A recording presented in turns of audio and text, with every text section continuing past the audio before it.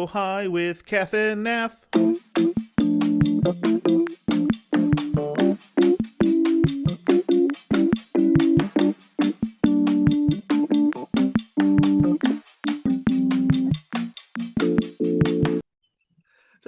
always good when you're starting out with a giggle. Oh, hi, Nath. Oh, hi, Kath. How are you today? I'm doing great. Look, we have a special guest star here in the video portion. The Brian Williams. Here he goes. Well, we'll see how that works out. He's just And, woken up because, of course, he has. it's a slow start. It's a slow start to the day. Oh gosh, isn't it? Isn't it just? It's sweater weather. I love it. I'm thriving in this weather. Are you? I am. I'm a 54 to 63, partly cloudy kind of guy. So this is. Oh, I am thriving, Catherine. I will say I like summer more than I ever used to. I don't know if that's just with aging or what. The cold bothers me more than it used to, but I do love this time of year. Yeah, it's absolute perfection. Just being able to not sweat in my man chest area in uncomfortable lengths of time. For the Patreon customers, we'll have full photos and video. Full color photos. So how are things? Well, I don't know if you can tell. I'm wearing a sweatshirt that says happy on it because, dress what you want. I mean, I don't know. I'm just dressed in my thrift store find $4 LL Bean. So thank you, Savers. That's so you're a thrifter. It pulled me in. My wife Jen loves a good deal. She has this long-standing competition with her mother, who can get the better deal on something. So she'll go to like Target or something. Oh, I paid $7 for this, and then my mother-in-law will be like, "Well, I paid $6.50." It's like curses. Like, well, I got a rebate, so I used this coupon that expired 2 years ago, but I'm gonna argue my way into it. I was just watching something on YouTube about it's a girl I started following who she left her job in TV. She's young, she's in her 20s, and she and her boyfriend are now sort of traveling because he works remotely and she kind of has a thing going on YouTube. So it's interesting to watch, but she actually has great tips about saving money because she's a saver. It was really interesting to talk about all the things that she does to save money, like the simple things that people always tell you that aren't fun, they don't really want to do. But I was fascinated because she said she bought her first car in cash. She was like, it decimated my bank account, but I knew I would make more money eventually. I didn't want to have that hanging over my head. I was like, wow, I would never have even considered that or thought about it. I just feel like you just are like, well, I'm obviously going to have a car payment. Yeah. We, during the pandemic, we had scheduled to do our roof anyway. And then the pandemic hit. We're like, well, let's still do it because, we need a roof. It's 20 years old at this point. And initially we were like, all right, we'll do a home equity loan and this and that, blah, blah, blah. And then like that took forever for some reason. It's almost as if the banks didn't want to give out any money during a global pandemic. Weird. So it got to, payday, for the roof guys. And we're like, okay, clear out the bank account. And while it sucked at the time, to that same point, it's like, I don't have an extra, $150 every month. I'm like shilling out for a stupid roof. I just like, you know what, rip the Band-Aid off. Let's take that money out. And so I can sympathize. And, to the original point, I've been thrifting more. Jen thrifts. We found a great rug, an Art Deco-ish style rug the other day for like $10. And it's like probably retails for $100. It's like, people just throw away good stuff. And Jen doesn't work Wednesdays, and I obviously go in at 3 to 11. So we have like all morning to do some thrifting. And our routine is we'll get up, we'll go to the gym, we'll then go to McDonald's, get a dollar soda, and if we have the coupon, we'll get the dollar fry, share the fry, and then do our thrifting. We also identify as 75-year-olds because this is the routine of older folk. Well, good. I mean, maybe if you keep that up, you could just be like, we're retiring because we're already there. Yeah. And she's now also selling. So she's doing the Mercari and the Facebook Marketplace stuff. The other day, there was a bit of a kerfuffle in the Benson home, Catherine. As you're aware, I bought a jerky gun, as one does. Yes. And then and thankfully you did, because then I found out that my husband also owns one. So that was great. Yeah. Didn't realize that. It was not as an enjoyable experience making the jerky with the gun as I was hoping. I also, a year ago, bought a meat grinder for my KitchenAid, because I was like, I'm going to make sausages because, clearly I fit that profile. I got frustrated because it just did not work out the way I'd wanted. So I grinded the meat. That was fine. But the jerky gun was not gunning in the way I'd wanted it to. It just wasn't coming out. It wasn't tasting right. It just became a hassle. So I said, F it. I'm getting rid of it. As one does. As one does. Now, here's where the dispute comes in. She says I put it in the pile of to Facebook Marketplace. So there's a pile, because we're a classic American family. We actually don't eat in the dining room. So that's where the pile of Facebook stuff goes. Right, yes. She claims I placed the items there in you can sell this. I claim I only put the gun in there, the meat grinder I was going to save because I still have delusions of grandeur that I'll make sausage one day. Sure. And both items were in the shipping pile the other day. I was like, what's in this bulk? What's this? And she goes, oh, that's your gun and your meat grinder. And I was like, you sold my meat grinder? She's like, you hated it. You cut a promo about how it sucked. I don't want to hear it. And I sold it for $25. I'm like, you cut a promo about how it sucks. I just went on and on and on. Yeah. Larry David's my idol, and I just get on those tangents someday. So, there was that bit of contention. She sold my meat grinder, which can be taken many different ways, I suppose. It's interesting. I know that my mom has one that's one of those old kind that you screw onto the table and actually has a crank. Nice. But she would use it to make cranberry relish. That's what I recall. It's really no actual meat grinding, but did it have an obnoxiously long arm for the leverage? Yes, it does. Enormous, but it's gets the job done. It does. Anyway, my point is that if you need to grind some meat, I got some connections that I might be able to hook you up with. One of the things I enjoy when I'm trying to decompress is I follow a bunch of tool restoration YouTube channels, and these guys they'll buy an antique meat grinder, for example, and spruce it up. It's this is 130 years old. I'm I'm all for recycling, but 130-year-old metal maybe.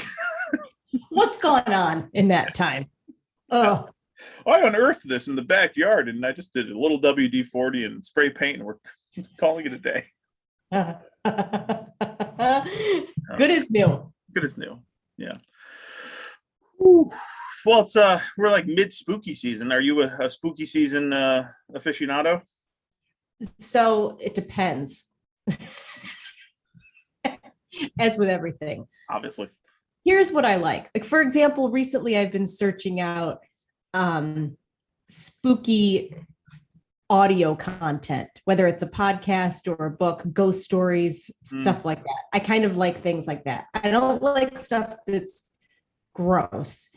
And I cannot stand the Halloween party fair when people make things look like fingers. Oh, yeah. Or it's it's a gross. Yeah. I dislike that very much.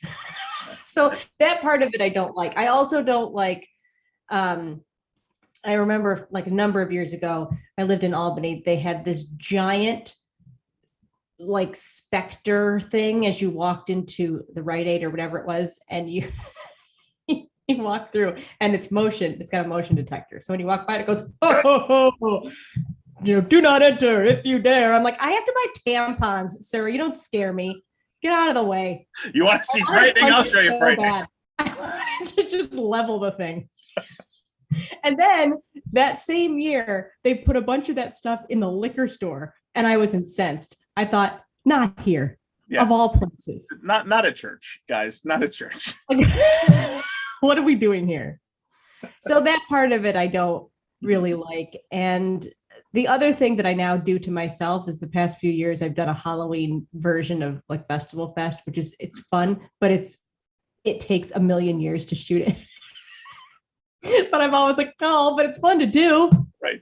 we're having fun while we stress about it. That's the best part. It's the most stressful fun is the best fun. That's for sure.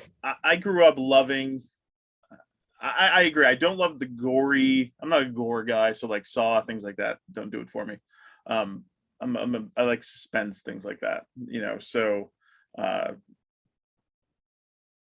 blanked. Where was I going? Oh, watching a man just think out. It was so great. It washed over you, and I knew exactly what was happening. I was like, he's lost. We've lost him. I haven't caffeinated yet. He's left us. I've left it. My soul has left my body. Just a pile of meat left over. But no, Jen hates ground meat. More back to the meat grinder episode of Oh Hi. Interesting where this goes. Yeah. But no, we don't do spooky Halloween. We have to do cute Halloween. Speaking of which, have you watched the new Hocus Pocus? Okay, no. Are you not a fan of the first Hocus Pocus? Seen the first Hocus Pocus, and for approximately a decade, every Halloween people freak out and they're like, "Can't believe you've never seen Hocus Pocus." I'm like, "I'm gonna watch it this year," and I never do. I haven't watched it yet, and for no reason except that that's just how I am. When people say you have to see this movie, I can never get myself into a space where I'm like, I would really love to sit down and watch a movie.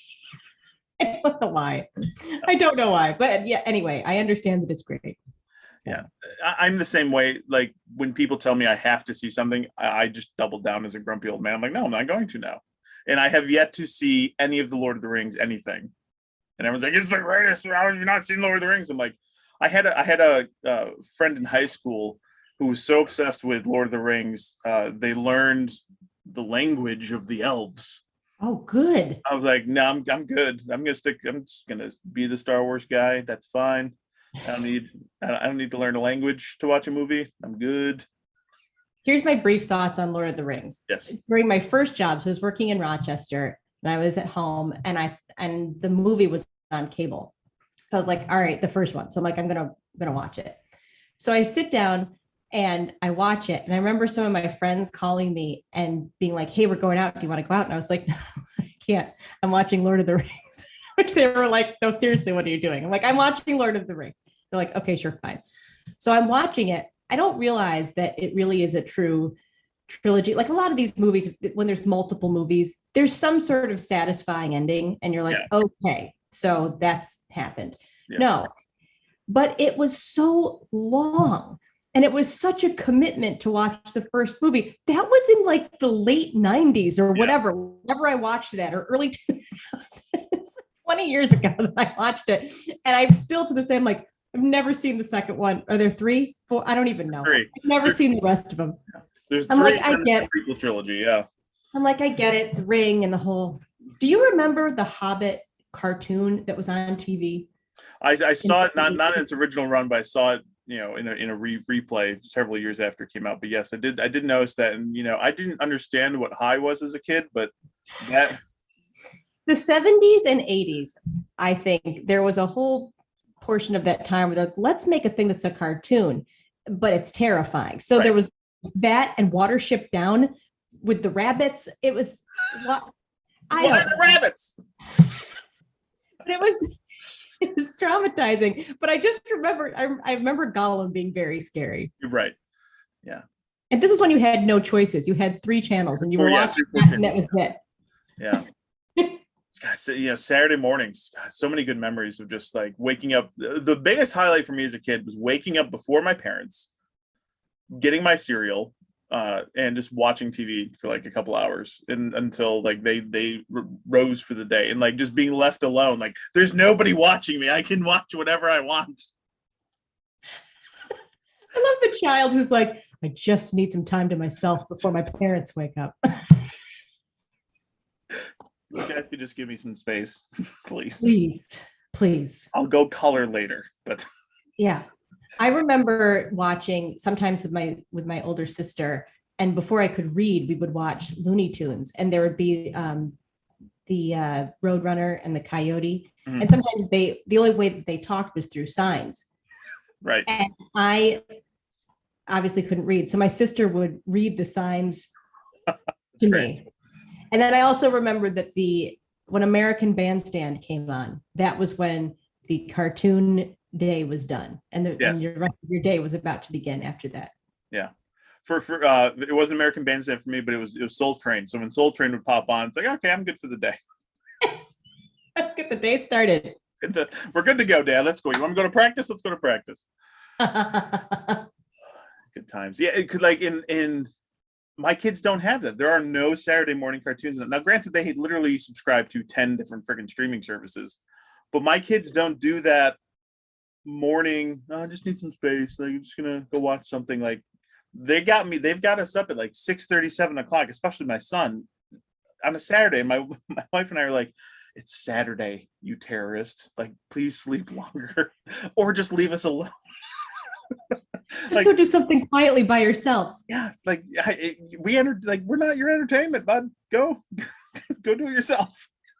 I think one of the best things that, well, for their own sanity, that parents can do is to encourage their children to entertain themselves within reason. I mean, don't light the house on fire, but you know what? I mean, if you're practicing, say, fire starting tactics, fire extinguisher nearby, like, you know what? We'll figure it out. That's what I do. We'll No, I agree, though. That is precocious child.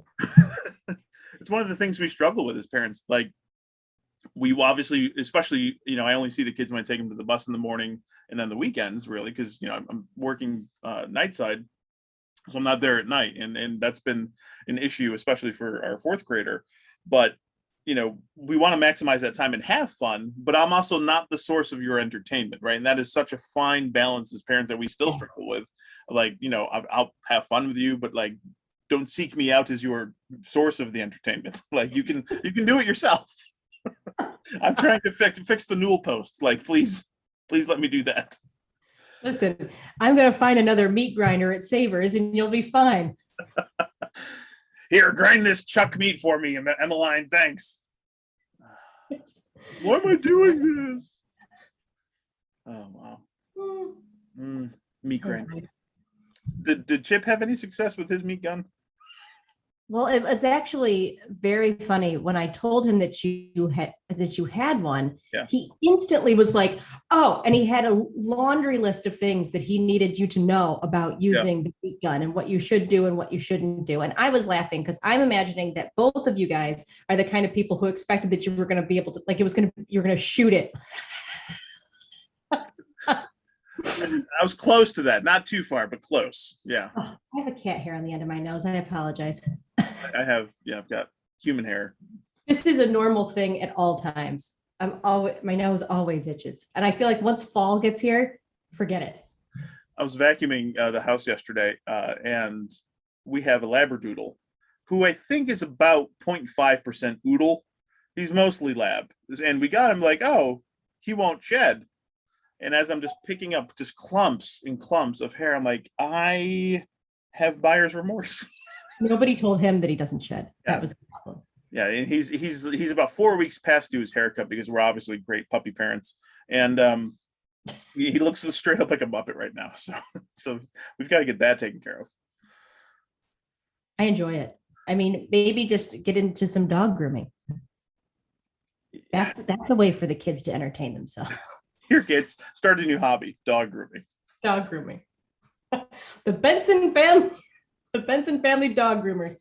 Yeah, the little odd jobs we're trying to do right now, just to, I don't know, find purpose or find a side hustle or find whatever. But, like, my wife is pimping me out. Oh, good. She's like, all right, on this day, you're going to make some charcuteries and butter boards. On this day, you're going to do a photo shoot for families. On this day, you're going to do this. I'm like, okay, yeah. And what are we doing? She's like, we're going to save. We're going to save all that money. I'm like, okay, great. How do you feel about the butter board? I as a fan of wooden boards, I am agnostic. I love them all. I just mean about the concept of spreading butter on a board with a bunch of other stuff. And then I'm okay with it. I love butter. My doctor doesn't think I should love butter as much as I do. Right. Well, what does he know? He's just a medical professional. Um, Doesn't have any culinary qualifications. no, exactly. He's not a foodie. Clearly, he's not a foodie. He's like 110 pounds. Um, I love the concept. Because charcuterie boards are so 2019. But what's nice about the butter board is I saw someone did a peanut butter board. I was like, now we're talking my language. Like, drizzle some peanut butter, a little bit of honey. And I'm like, it's might as well be the diabetes board because like there's nothing but fat and sugar. It's just a lot going on. A lot going on. But I could absolutely see this becoming a thing. So yes, I made a batch of butter boards the other day that we're going to try to sell. I was like, I'm getting in early. What in constructing a butter board? Yeah. Are there certain things that you have to be mindful of? Probably. I don't know what they are. Splinters. Yeah, make sure there's no splintering wood. You want it nice and I see everyone always sands up to 220 and I go over, but I'm a sand up to 800 grit guy. Like I want that velvety smooth. Like I want nice, you could sleep on it soft. Even if it is hard. But from what I've seen, you want your butter board to be skinny. You want it to be maybe an inch thick. You want to have a nice sturdy handle, so you can do that. The carrying motion you just made there. Here comes the butter board. Yeah, this is a charcuterie. This is a butter board. So yeah. Anyway, you want it to, and you just gotta let the wood tell the story.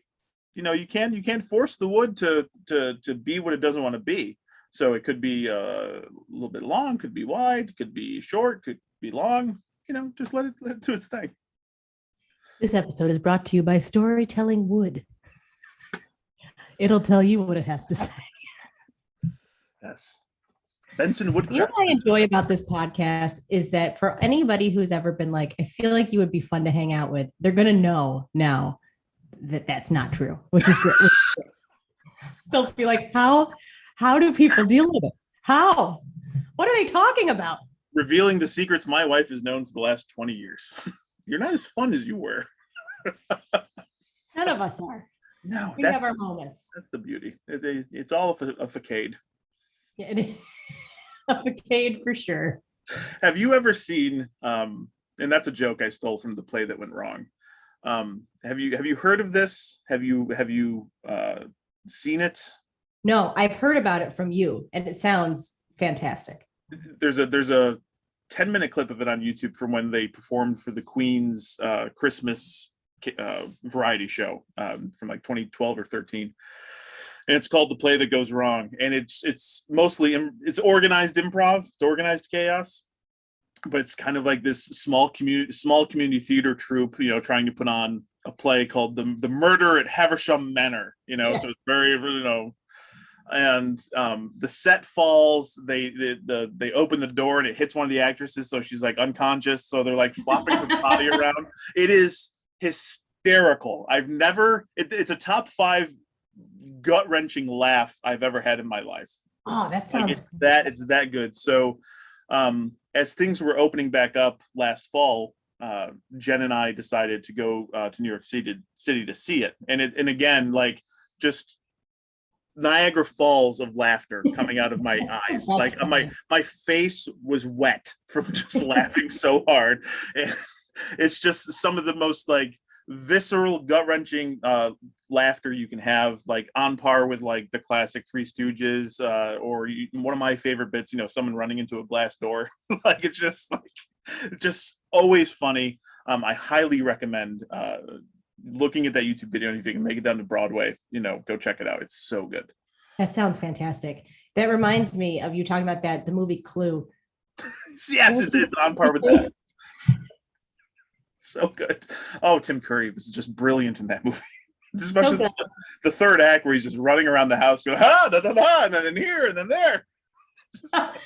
I remember, I think too, when the movie came out, they had, depending on what theater you went to, was the ending that you saw. Yes. Because when you watch it now, you see all the different versions. But did I make that up, or is that how I believe that is the case. And if I'm wrong, I'm going to go down into Blaze of Glory with you. Like, I believe that was the case. Like, a different theater had a different ending, which is brilliant for the time. We're talking about the mid 80s of, like, it's not easy to cut film like that. All right, Reel A is going to this theater, Reel B is going to this one.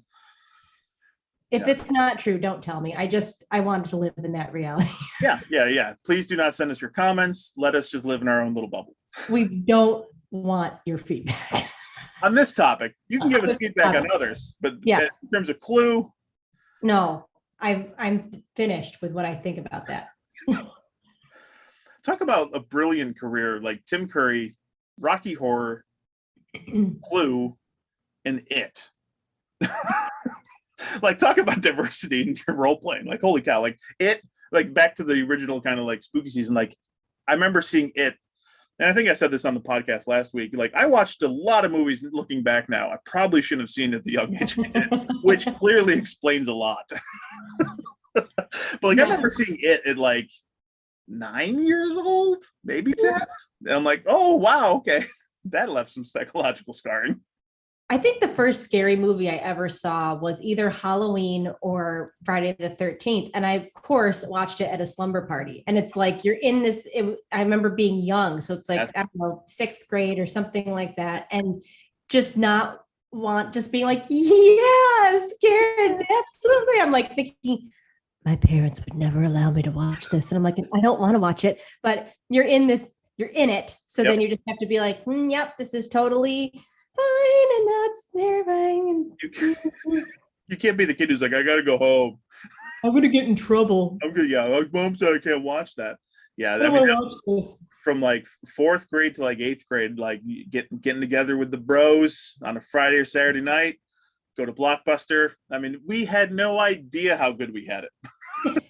Yes. God, we were thriving, and then it just all fell apart by.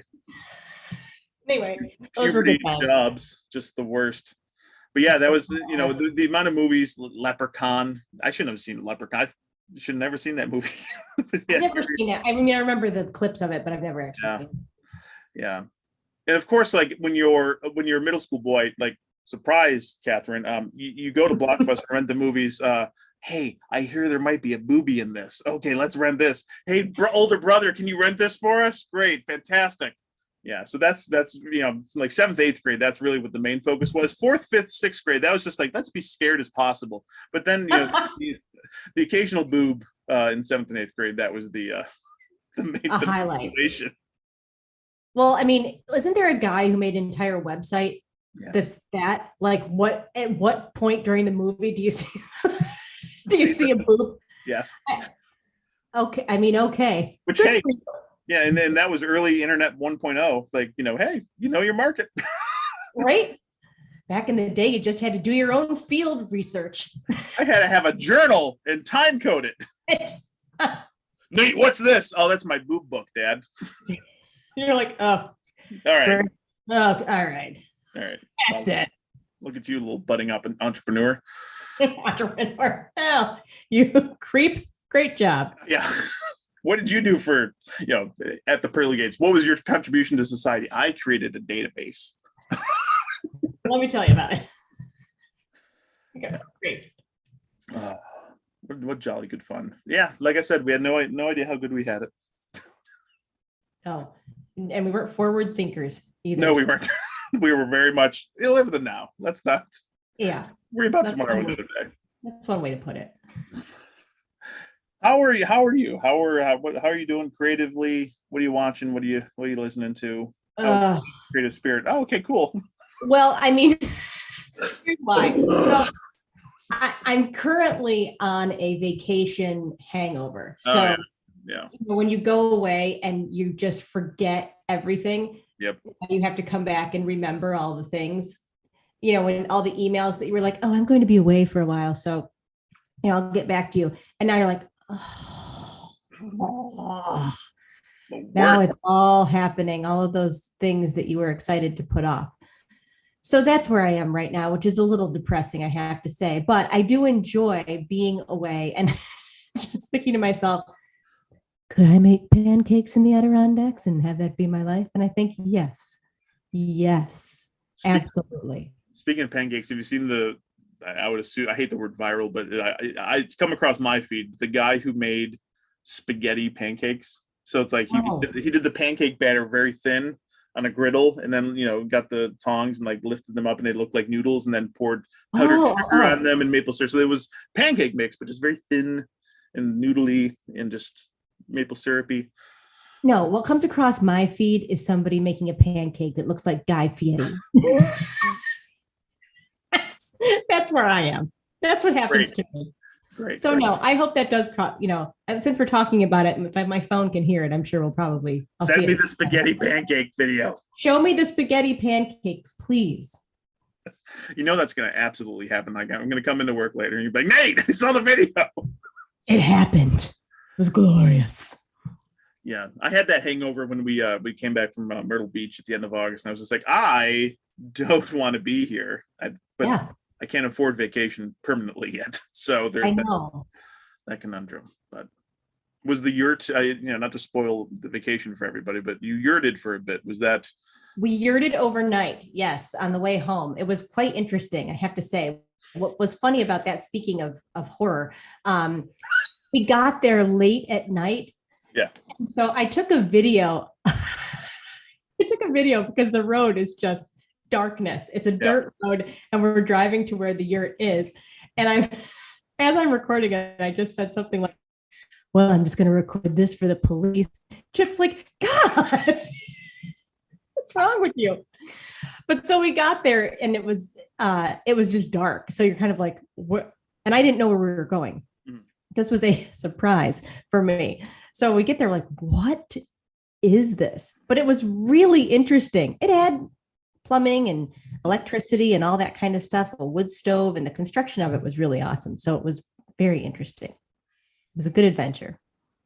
Another successful Chip Matthews tour. Another successful Chip Matthews tour. Yes, we have to get back to it and do more Chip Matthews tours. Everyone's like, when are you doing another Chip Matthews tour? We're like, I don't know. We have to go do something. Life's getting in the way of touring, so we gotta back to touring, doing fun things. But I also met a friend of Chip's who worked at the college. Mm-hmm. He's retired now, but his name is Grizz, and he is fantastic. Just one of those people like students love. He'll take students up into the Adirondacks, but we went hiking with him, and he just talked to everybody along the trail. He's got white hair and a white beard and a big walking stick that his son had made for him. So of course he gets in front of like kids and is like, "You shall not pass," So such goals. Yeah, but just a wonderful, like, there was some people who were hiking who were kind of like resting off to the side, and he's just so encouraging to people and just being like, it's awesome to be outside and to be here, and don't worry about it. Listen, you got all the time in the world, and just a wonderful human. So we saw him, and we met his wife as well, and she's a former ballerina. So they're a lovely couple, and just really fun. Grizz and the ballerina. That's fantastic. Yes. As you walked away from people, it's like, oh yeah, you're doing fine, do great. Did he like stop and turn dramatic and like, but don't be here after dark? He did not. No. I'd be like, we gotta go. Grizz said, don't be here after dark. Let's go. Let's do this. But it's great because he was just telling us all kinds of fun stories. Like he was in a Claritin commercial, which just made me laugh so hard. He goes, it's me like just paddling a boat with this, he goes, I was not the main character. I was just the guy paddling, secondary storyline. Yeah, to make it look like the woman in the front of the boat is paddling. We were crying. It was just so fun. I couldn't do this before, but now that I've had Claritin, I can paddle my boat. I can. Yeah, not a sponsor, but we're open to it. Yeah, we're absolutely considering any opportunities for sponsorship. Right. If you sell meat grinders, allergy medicine. Yeah. Horror, refurbished tools, horror related, sure. All those things. Just all of the things. All right, Catherine. Well, it was a lovely, lovely time with you again. We've done it again. I don't know what we've done or where it's headed, but it's happening. Based on the analytics, the public's loving it. Well, That's good. That's great. I feel good about it. Yeah. What you're really listening and watching to is just two friends hash it, just release it all. Put it out into the universe. Put it out in the universe. Comes back. Hope for the best. So. All right, Kath, we'll see you next time. All right. See you, Nath. Bye. Bye, Z's.